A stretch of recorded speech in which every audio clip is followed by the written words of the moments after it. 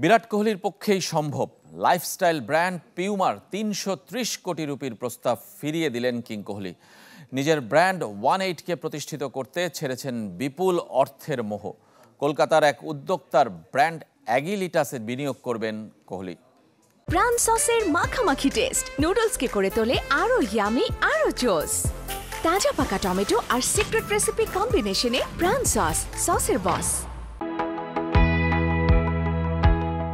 টাকার মোহ ছাড়তে পারে কজন, তাও আবার ৩৩০ কোটি রুপির প্রস্তাব। শুধু হ্যাঁ বললেই প্রতি বছর প্রায় ৩৮ কোটি রুপি ঢুকত ব্যাংক অ্যাকাউন্টে।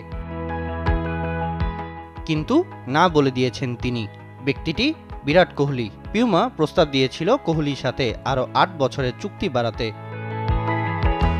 কোহলির আগ্রহ অন্য ব্র্যান্ডের প্রচারণার চেয়ে নিজের ব্র্যান্ড তৈরিতে। আগের চুক্তিটি হয়েছিল ২০১৭ সালে।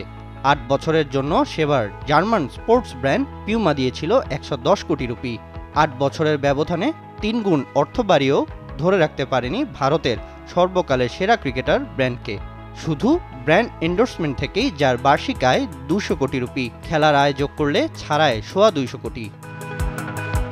পিউমার সঙ্গে চুক্তি না বাড়িয়ে কি করতে চান কোহলি? নতুন স্পোর্টস ব্র্যান্ড অ্যাগিলিটাসকে নিয়ে ভারতের বাজার ধরতে চান, করবেন বিনিয়োগ। সঙ্গে নিজের 180 ব্র্যান্ডকেও করতে চান তার অংশীদার। পিউমার ব্র্যান্ড অ্যাম্বাসেডর থাকতেই পরিচয় অভিষেক গাঙ্গুলির সাথে। ভারত ও দক্ষিণ পূর্ব এশিয়ার ব্যবস্থাপনা পরিচালক ছিলেন তিনি। এখন নিজেই খুলেছেন অ্যাগিলিটাস, যে প্রতিষ্ঠানের মালিকানার সঙ্গে নিজের 180 ব্র্যান্ডকেও ফ্যাশন ব্র্যান্ডের সাথে স্পোর্টস ব্র্যান্ডের রূপ দিতে চান কোহলি।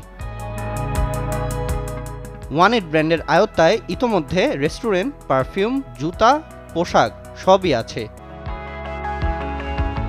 ব্যবসা বাড়ানোর পাশাপাশি বিরাট কোহলির এ বিনিয়োগের উদ্দেশ্য মেড ইন ইন্ডিয়া প্রচারণা।